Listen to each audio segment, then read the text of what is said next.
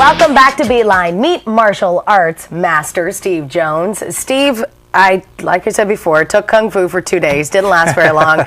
The moment they made me do push-ups on my fingertips, I said, forget it. It was just way too painful. But martial arts in general, I've been told, I don't know if this is true, but you might, that everything sort of derives from Kung Fu. In a way, it derives from a Chinese background more than anything else. And the Chinese background actually came from India. That was a long time ago. So lots of history, obviously. Yeah. What exactly is martial arts? Well, martial arts really, what we call martial arts, really needs to be divided into two groups. One of them is martial sport, which deals with the more external martial arts, if you like, ones that are involved with tournaments and fighting for belts. And then the more of the internal side of martial art, which is a martial art as such, and has much more in common with studying any art, whether it be music or piano playing. How is that? Well, martial art tends to develop a body-mind connection in conjunction with the physical movement, so that there's always an inner exercise, or an inner perspective, let's say, that's taught with the movement. Okay, now is martial arts so you can defend yourself, or so you can go kick your neighbor's butt when he makes you angry? I mean, I've always been told it's a lot of self-control. It's not actually, the idea is not to go beat everybody up, it's to be able to control your anger. Is this true? Well, the principle behind martial art is a harmonization with oneself, with getting to know the different aspects of oneself, one's moods, and the parts of the body that gets tense, for instance. And you mean you can control mood swings through martial arts?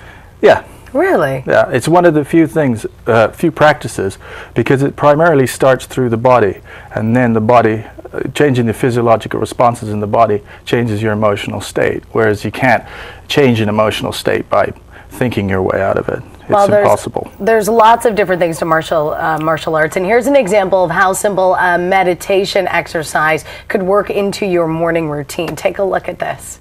Here we're pulling away from the outside world and its distractions and movements, and really focusing in your attention inward into certain aspects of your physical being. So we're going to look at what's called the basic stance, or marbu as the Chinese would say. And to start with, we just need a nice shoulder width apart stance with the feet nice and parallel. A little bit of bend in the knees. Yes, that's good. And the hands back to the sides here. The head is held forward, and you just want to take a focus point on the wall. The first thing we look at is centering the body, and then to do this is very, very simple. You just start to move from left to right. This is one of the dimensions.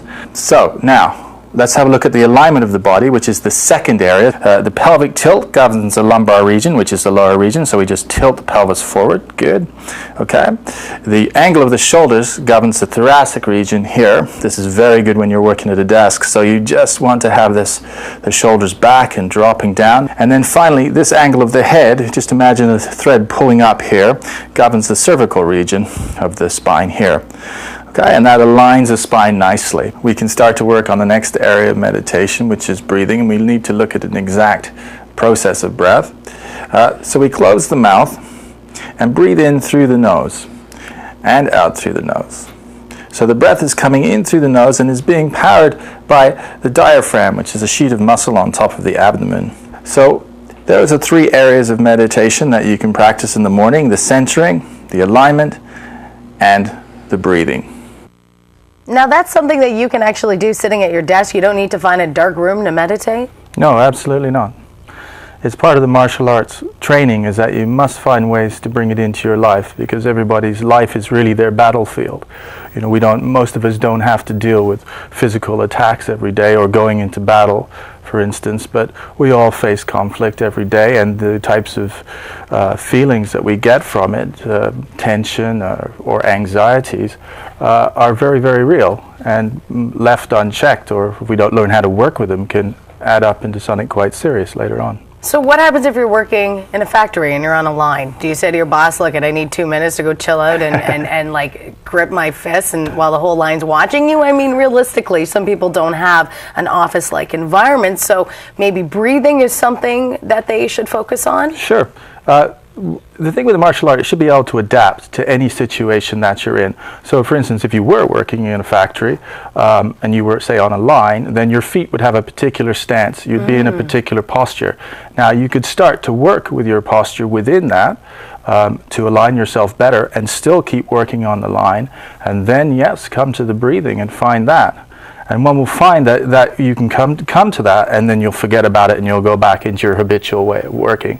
And then again you can wake up and come back. And each time that you come back, each time that you realign the body, you're working proactively towards your health.